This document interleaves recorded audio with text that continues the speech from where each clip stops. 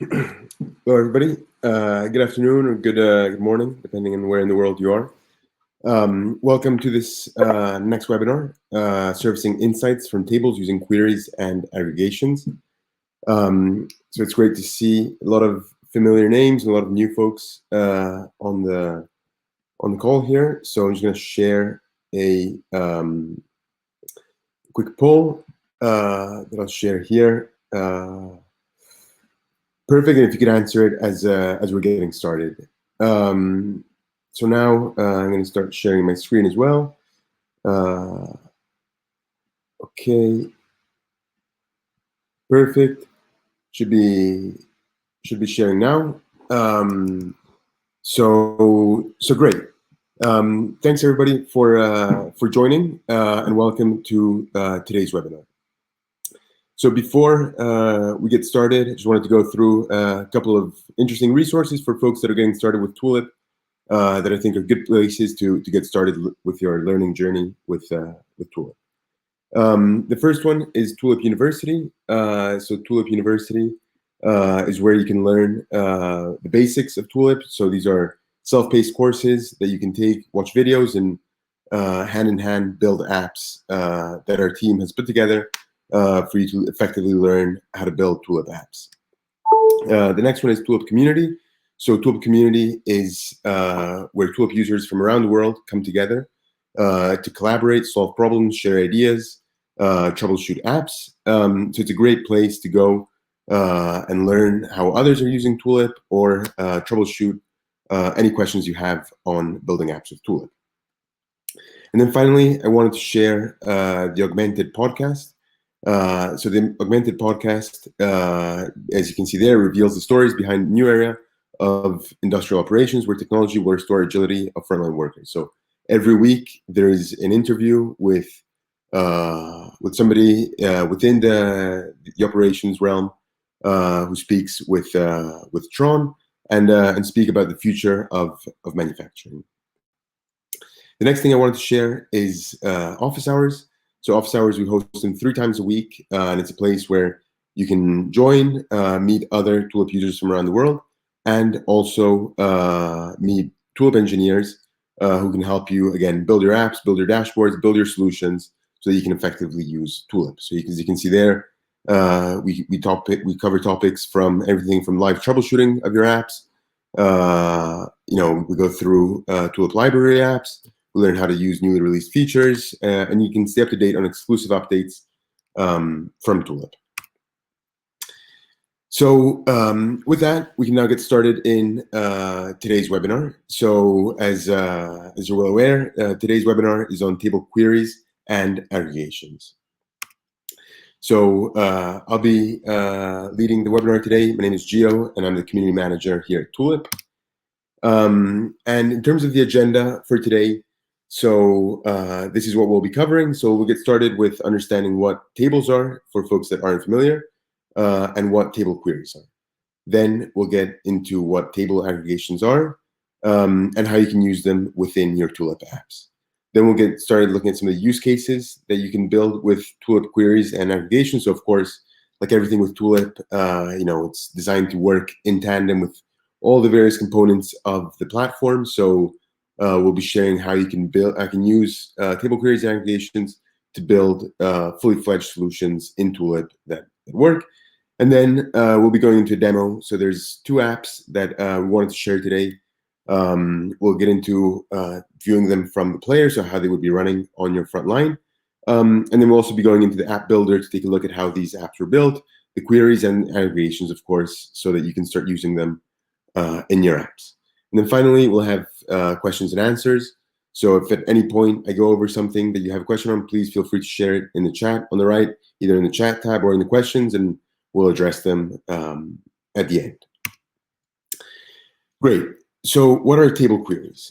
So first, we need to understand what are Tulip tables. As you can see here, the tables features allows you to build databases without writing a single line of code. So tables are structured like spreadsheets with rows and columns. So you can see an example here in the bottom left. And as you can see, it looks like a spreadsheet that you'd be used to either with any spreadsheet software. So you have columns, that you can custom define, and you can see here some of the types of columns that can exist. So these are common types of tables. I'm sorry. So work orders, defects, skills matrix, inventory. You can have any information that you need to track on your front line. You can have a table for in Tulip. As you can see, you can store very many different data types within the tables. So just simple text fields. You can store number fields. You can store date times. So of course, this is very useful. In the second demo that we'll be sharing today, you'll see how you can apply date times and then drive logic off of that. So if you have a work order that's due a specific date, you can say, okay, I want to have a column in my work orders table that's of type date time, and then use that to drive logic within your apps. Then you can have users columns.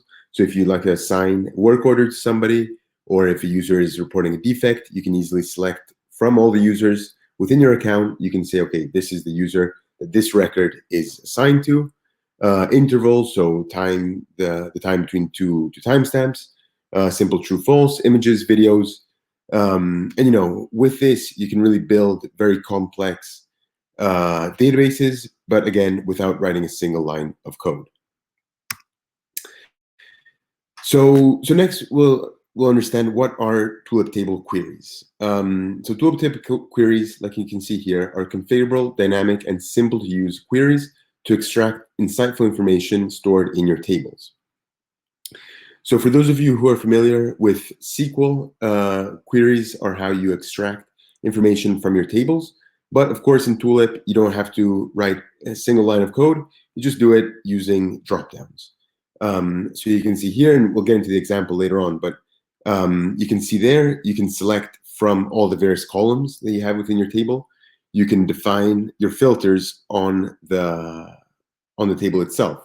So the filters can be static. So if you'd like to say, okay, I only want to view the open work orders, or they can be dynamic. So you can say, okay, I only want to see the work orders that are due before a specific date, and then the user enters that date and it filters it automatically, without having to write a single line of code.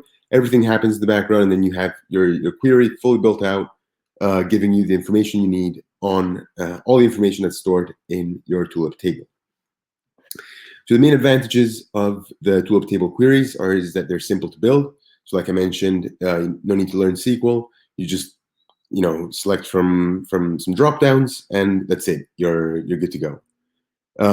Next, they're configurable. So you can build them to match exactly the processes within your operations. So you can say, okay, these are the inputs that I need to take from users, and these are the outputs that will display. And you can very easily, again, using those drop downs, define what information is being displayed. And the last, and I think this is a really important advantage, is the fact that they're scalable. So once you build, and this actually applies to Tulip tables in general, but once you build a Tulip table query, it can be used across all the apps within your instance. And this is very important because it saves you a lot of time down the line. So if you have a single table that stores information on your inventory, and you need this inventory information in multiple apps, you can link all these apps to this individual table or query, and you don't have to do the work over and over again. You do it once, and then boom, you copy and paste it to all your apps very easily.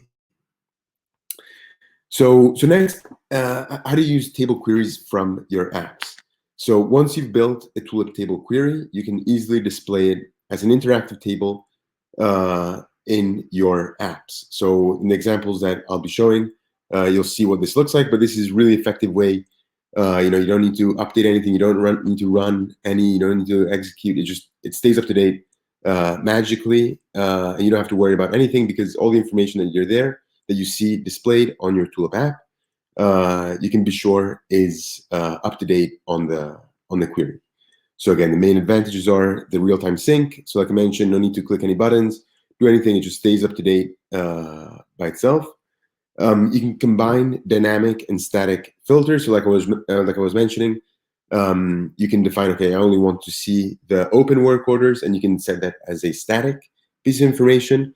And then you can have dynamic information. So you can say, okay, I want to take an input from a user, whether that's from a barcode scanner or any other device that you have in your shop floor, or just a user input from a keyboard, and filter the table query based on that. And then you can also define sorting and limits. So this is really important, say, because in your queries, you want to define, okay, I only want to see within the inventory table, the 5 items that are lowest in stock, because those are the ones that we have to go and fill up most urgently. You can very easily, and we'll actually show you this, how you can do this in just a couple of minutes, but you can say, okay, I only want to see the first 5, the last 5, or, you can define that number to whatever you'd like. And sorry, that was the limits. The sorting is you can define by any column within your table. So you can say, okay, I want to see the work orders that are due first, or within the inventory table, the items within my warehouse with the least number of parts, whatever it is, you can define the sorting very easily. So good. Now that we've got an understanding of what table queries are, let's take a look at what table aggregations are. So table aggregations are summary values that run on top of your queries and run calculated values you're interested in. So you can see here where there's a number of aggregations that are available within Tulip. So you can average, count, max, min, mode, and sum. And with these, it unlocks a lot of functionality, because if you want to run, you're interested in again, in the inventory table, you want to see the min, and you want to say, okay, if the min drops below a specific threshold that you define, you need to email someone in the team to say, okay, please go and restock this item in the warehouse. You can very easily do that using aggregations. Alternatively, if you want to start planning and forecasting for the work orders that you'll have in the coming weeks or months, you can use average. So you can say, okay, what will my average workload be for the next week? And then you can define based on that. You say, okay, I need to balance here. I need to move some stuff from a specific line to another line. Or you can do a lot of pretty neat stuff with these simple aggregations. So how do you use table aggregations in your apps? So you can easily display and drive app logic off of calculations from your aggregations. So just like table queries, aggregations are updated in real time. So no need to click any buttons, do anything. They just magically stay up to date, and you don't have to worry about anything. Next, it's really important that you can leverage aggregations in app logic. So you can drive workflows through trigger logic depending on calculated aggregation. So again, in some of the examples that I provided earlier, if you can very easily say, and I will show this in the demo in just a minute, but say you need to, you have a work orders table that has all the work laid out that your operation will have to fulfill in the coming months. And if you're above a specific threshold, you need to email your suppliers to say, hey, we're above what we typically are for our averages. So please be aware, here are our demands for the coming months. You can very easily do that and send an email to your suppliers so they're up to date and know that there's a higher demand coming. And you can do this using aggregation. So you can say, okay, again, what is the average for the next week? And then based on that, send an email or not send an email to your suppliers. You can also drive the actual app interface off of aggregations. So for example, if say you have targets for your day and the team starts to fall behind a little bit and you're not meeting those targets, you can very easily say, okay, let's call for some help, or let's push some stuff back for tomorrow, or whatever it is. But you can define this app logic using aggregations. And then finally, you can just simply display these aggregations for key KPIs. So there are lots of use cases in Tulip in which it's useful to have to display this information.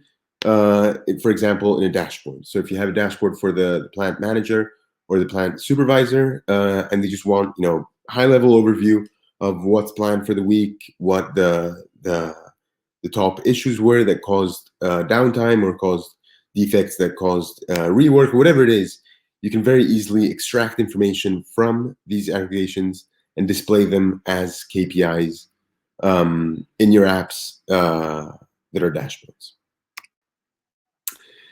So great. Now that we have a little bit of an understanding of what table queries and aggregations are, let's take a look at what we can build with table queries and aggregations. So the first one is an inventory adjustment app. And so I've mentioned this a couple times, but basically this is a very simple app that somebody from the warehouse team would use. Basically it gives them insight into the status of the stock within the warehouse. So all the parts that are within the warehouse, there's an up-to-date quantity of them, the location where they're in, when they were last fulfilled, who fulfilled them, and then the warehouse team member can use this app to go and fulfill and adjust the inventory within the warehouse. So we'll see this in a live demo in just a minute. But basically, there's a table query that you can see that is filtering all the parts that are below a threshold that I specified, in this case 100, because that's what I define as my limit. Like, okay, when it goes below 100, that's when we need to start fulfilling we need to go and backfilling the items in the warehouse. And then the team member can go and either, if they had a barcode scanner, they can scan parts and just fulfill them and say, okay, now I restocked the warehouse with X number of parts, and that's good. And then all the information is stored into the table, and it all stays up to date. So this is important because you never run out of parts, so you can easily visualize which parts are running low in stock and restock them with an easy workflow, so that you can be always a step ahead and never run out of parts within your warehouse. Next, it's important because you can have an analysis of inventory status.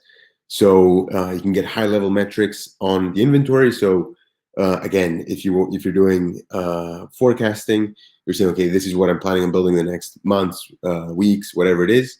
You can easily go ahead and say, okay, do I have enough inventory to fulfill all these orders?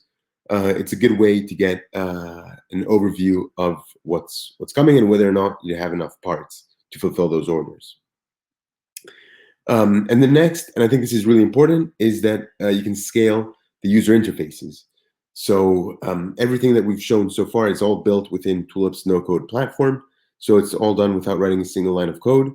And once you have this basic functionality working, you can start linking it to devices, other apps, other solutions, other systems that are running within your organization, and build a whole suite of solutions. So like I mentioned, if I had a barcode scanner here, I could scan the parts as I put them back into the warehouse. Alternatively, if I was running I was using all the parts were stored also in an ERP, it could very easily integrate with it with a library app, or just build a connector and then keep the two systems up to date. But the key here is that this app it works standalone, but you can also integrate it with many other solutions that you have on your operations. Good. So that was the first use case that I wanted to share on table queries. The next one is a work orders dashboard. So like I've mentioned in the past, this one is basically for a plant manager or plant supervisor. They want to have some foresight into what's coming in the future in terms of work orders. So very easily, there's a table with a series of columns, the ID of the work order, when this work order is due, who it's assigned to, what the product is, the quantity, the due date, whether or not it's been done, if it's been done, what date it's been completed, and with just this information, you can build this dashboard that gives you an overview of what's coming up. So the first thing you get is KPIs on upcoming work orders. So you get a high-level overview broken up by date or by week, or you can I'll show you, but you can organize this any way you'd like, and you can say, okay, this is what's coming, and it gives you a good foresight of what to expect so this allows you to make better decisions on the labor and the parts and whatnot within the operations. It allows you to dynamically filter work orders by date. So Just like if you're booking a flight or a hotel or something, you can go in, select a specific date, and then Tulip will automatically filter the work orders for 1 week from that date. So again, if you want to see, okay, what's coming up in the future, you can select, just like you're selecting a flight, see what's coming up in the future, and then you can perform analyses through load balancing. So again, if you have multiple lines, multiple cells, multiple facilities, you can use information that you extract from this to better plan and do load balancing and do better forecasting. So those are the two use cases that we wanted to share. Of course, you can do a lot of stuff with Tulip tables, with Tulip table queries and aggregations, but those are two that I think paint a pretty good picture of some of the capabilities. So with that, I'm gonna just stop sharing my screen for a second, and I'm gonna start sharing again the whole screen so you can see my Tulip player, which I'll bring up here. And great, so here you have the Tulip player. So right now it's running on my computer. Typically it would be running on a tablet or on a computer in your shop floor. So I'll get started with the inventory adjustment app. And as you can see here, as soon as I open this up, there's a number of things that are happening. Here we have, this is actually a table query that we're looking at that is filtering out all the parts within our warehouse that are below stock level of 100, which is a threshold that I defined. And this is an app that's intended to basically for the team member in the warehouse to go and be able to fulfill the items that are running low, so that all the stock can go back to nominal levels and you won't run low on parts. So this is the table query over here on the left, and on the right we have the table aggregations. So there's 3 of them that are being displayed. The first one is the number that are less than 100. So again, that's the number, 100 is the number that I defined as my threshold, because that's when we're running below 100, that's when I consider it at risk. So we need to restock the warehouse. So we have 11 parts, and that's what we're seeing here, 2 pages of this table query. The minimum, so that's the lowest one we have, is we have 3 parts here with only 1 part in stock. So that's, danger, like we're really low in stock. We urgently need to go and fulfill it. And the average, just metric that we may be interested in to track. So basically now I'm running this as though it was in the warehouse fulfilling these inventory items, and I can select, okay, I want to select this item here, some chair legs, and item B1, and I'll say, okay, I'll go adjust it. I've got 1,000 here in my palette. I'll adjust the inventory, and boom, just like that, you can see I adjusted inventory, and they disappeared from here, from the query, and the aggregation was now updated. And if you notice, the aggregation is now it's backlit in red, kind of giving us a visual cue, like, okay, we're running really low. We need to do something about this because there's more than 10 parts that are below stock. So next, I'll select, okay, I have some desks that I'm going to fulfill. Again, let's say I have 500 of these. I'll adjust the inventory. And now we go down to 9, and you can see this is automatically updated to yellow. Say, okay, we're still at risk because we still have quite a few parts that are running low in stock, but we're okay. I'm showing this because you can drive app logic off of aggregations, and that's a really important thing to be able to do. So again, here I'm using only my mouse and keyboard, but of course, if I had a barcode scanner, I could scan parts directly into the warehouse without having to click anything in the quantities. It can integrate with the scale. You can do a lot of cool things, but for now, I don't have those here, so I'm using my keyboard. But I'll just continue going. I'm just going with my pallet jack in my warehouse and updating all the parts, adjusting all the inventory. It's okay, boom, put 500 of these in. And and you can see as I put parts in and they go above the threshold that I defined, all the parts are being removed from this table query. Now, it's really important that if there's an other app within my account that is consuming these parts, so let's say I have the work instruction app that every time I build an assembly detracts from this this table. So okay, I now consumed 3 pillows, this number would automatically go down to 9. And so this is all updated and it stays up to date within your whole ecosystem. And that's really important to outline, because it's not like it's a standalone thing. It does work as a standalone thing, but it's designed to work with other solutions within your app, within your whole Tulip platform. So good. Now that we've seen a little bit how the app works, let's see what it actually looks like in Tulip. So I'll open up 2 things. I'll open up the table that is driving, that's where all this information is stored, and the actual Tulip app. So the first thing you can see in the Tulip table, we have the ID, we have the product name, all the stuff that we were seeing before, location, last check date. So you can see all this information is updated with right today, because that's when I just fulfilled it, and who did it. In most cases, it was me in this case, but you know, if there's multiple team members, you'll see their name populate in here. So this app, the table queries, you can see over here, up at the top left, we have table queries and table aggregations. So queries, you can see once I click on it, this is the one I have, lowest quantity, that's what I called it. And there's a filter, which is quantity less than or equal to 100. So that's why currently there's 3 parts. So these 3, and that's what we're seeing over here, which are below 100. Now, of course, if I change this one, I can do this because I'm an admin here, but not everybody can do it. It goes down, and these 4 are displayed. So just I want to show you that it stays up to date, real time, automatically. Next, we can apply a sort. You know, if I wanted to come in here and edit this, you know, I can just select the column that I want to sort by, and then I sort smallest to biggest or biggest to smallest. In this case, I want to sort biggest to smallest, but say I change it and I save it, you'll see that it's going to update here in just a second. It updates within the Tulip app as well. And then you can also put limits if you wanted to. You can come in here and edit it and say, okay, I want to only display the you know, the 10 lowest stock items. You can easily do that using these limits.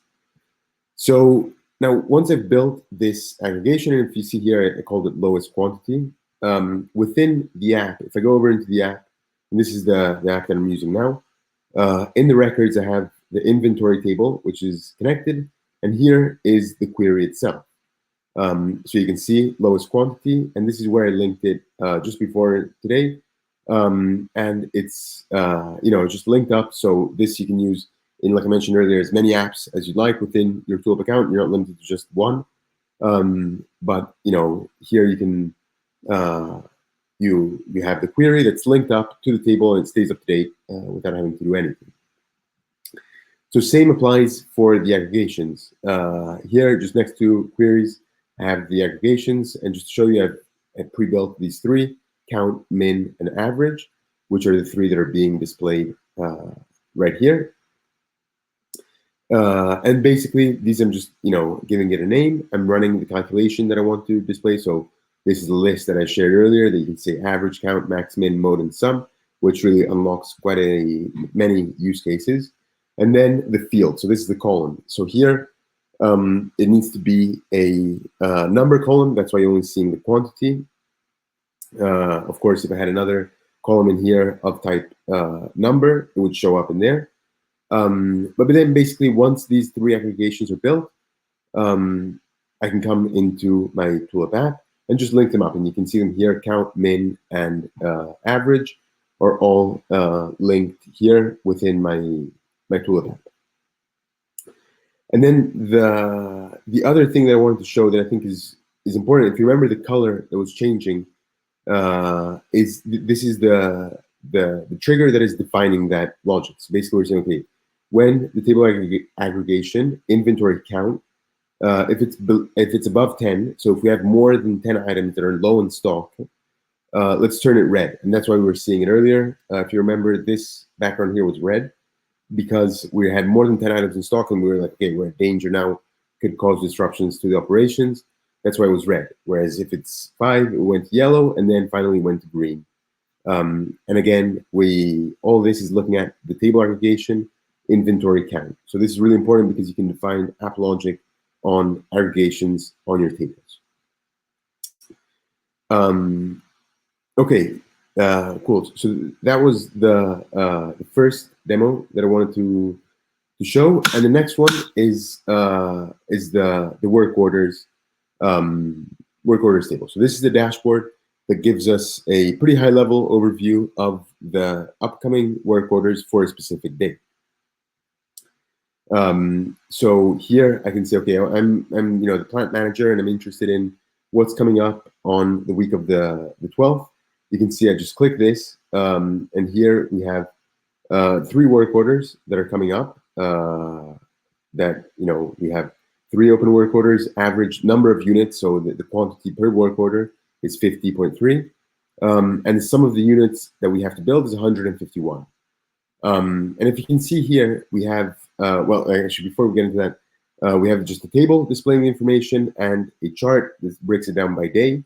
So maybe a little bit small on your screen, but basically we can see, okay, on the 13th of July, we have just above 80 items that are due. On the 14th, we have 15, and then 45 on the 16th. So this gives us a pretty good kind of overview of what's coming up. And of course, if I come in here and I select another date, okay, we only have 1 so far for the 20th, but it's a pretty neat way to kind of get an overview of what's coming up.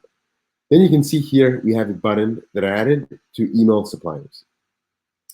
So this is, like I was mentioning earlier, it's a good way if you want to give some your suppliers that give you send you the parts. Say, okay, hey, by the way, this week will be pretty overloaded with work, so just beware. This is what's upcoming. You can click this button, and as a plant manager, I can email all my suppliers and say, hey, this is going to be a pretty intensive work week. So you'll see, and right now it's only going to send it to myself. So you'll see my email. I'll receive it in just a couple of minutes. Just keep an eye out on that. But this only lets you send the email if you have above a specific number of units that are due. If, for example, for this week, the 19th, that it's a normal week and I want to email suppliers, we get a notification that says, oh, actually, you know what? You can't. There's standard demand. There's no need to email suppliers. So this is really important because, again, it means that you can define app logic on aggregations. So you can see here, table aggregations, work order sum, if it's greater than a number, and this number is 60 that I defined, then let's go ahead and send an email. In this case, I'm just sending it to myself, but I could send it to whoever I'd like.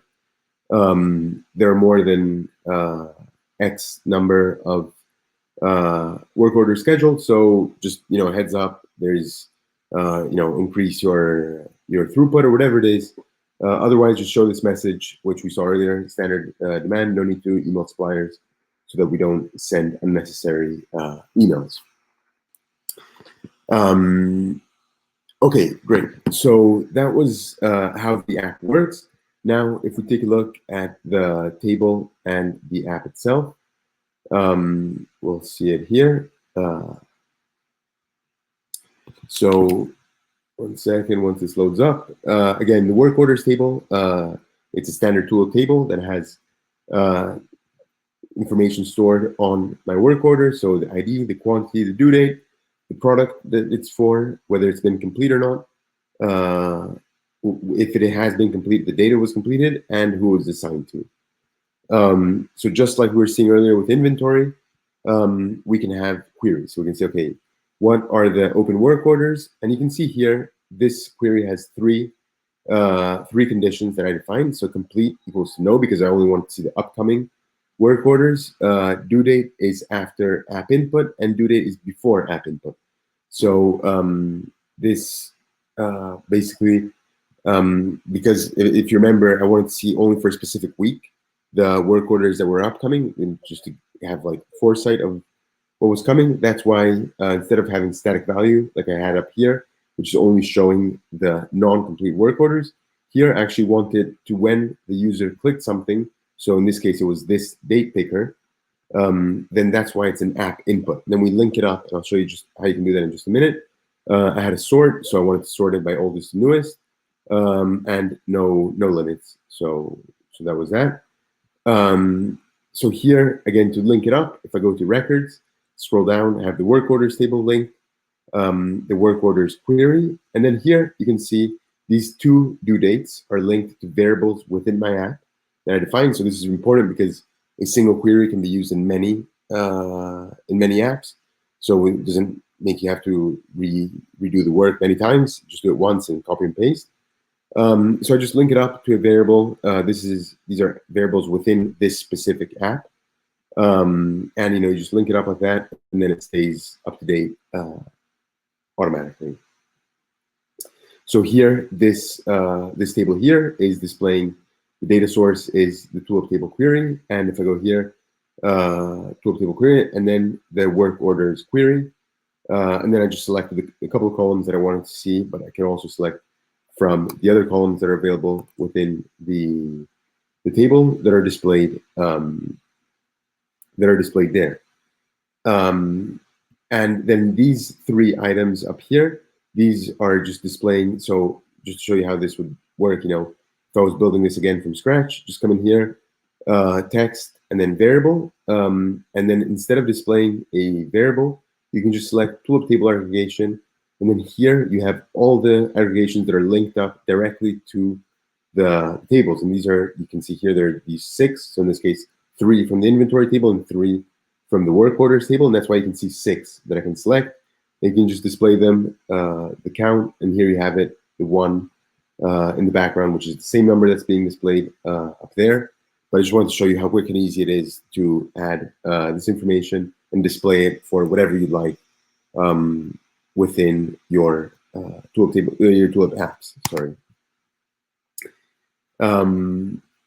So yeah, those were the main demos. This here, I believe I showed this trigger. Oh yeah, this was the one that basically emails conditionally. But I just wanted to basically, hopefully, these two use cases kind of provide some context and insight into what table queries, how they work, and the use cases they unlock. Because really, like I've seen, there are many use cases that leverage table queries and aggregations in really interesting ways, and it's pretty easy to set up. So either you can go to Tulip University, like I mentioned earlier, to start learning more about Tulip table queries.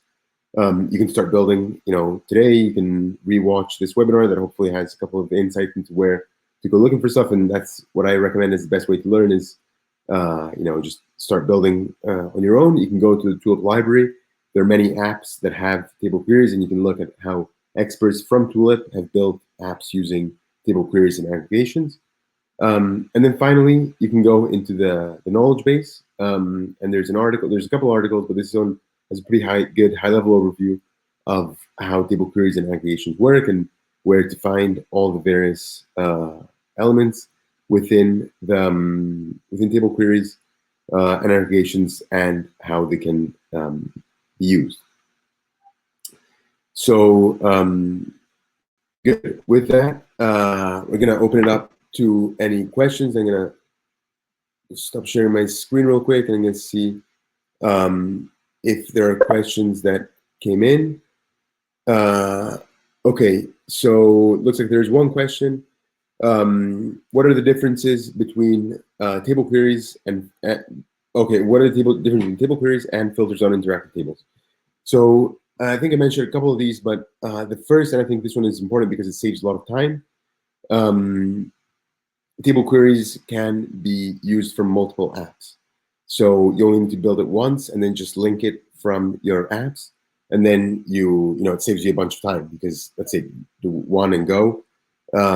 So that's a key feature. Then the other thing is putting filters on interactive tables is a bit more complicated and a bit more, especially if you're getting started with Tulip. It's not quite as easy to find where everything is. Whereas with table queries, it all works with drop downs like I was showing, so it's a lot simpler to use. And then finally, the third, which I think is a pretty important advantage as well, is the ability to run aggregations. So if you want to run, averages, sums, mode, whatever, all those things that we were seeing earlier, you can't do that on interactive tables with filters, but you can do that with with table queries and aggregations. So that's another another key advantage. And then actually the last one, which is an important one, is you can also run table queries using the table API. So if you have an external system, from your ERP, you want to query information stored within your Tulip tables, you can do that using queries, but you couldn't do that using interactive tables. So it's beyond the scope of this webinar, but it's important to bear in mind that everything we discussed today and we showed today, if you want to use a table API to access information from another system, you can do so using the endpoint for table queries. But yeah, that's what we wanted to cover for today's session. Hopefully it was useful. Like I said, table queries, I think, really unlock a lot of functionality, a lot of use cases within Tulip. So, I really recommend, putting aside half an hour, and starting to build some apps and seeing how they work. And then, because once you understand just a couple of things and how they link up, it'll save you a lot of time in the long run when you're building Tulip apps. So with that, thank you everybody for joining. Hopefully it was an interesting session, and we'll see everybody in the next session, which will be on machine monitoring on the 21st of July. So thumbs up, thank you very much. With that, thanks again everybody for joining, and we'll see you at the next webinar.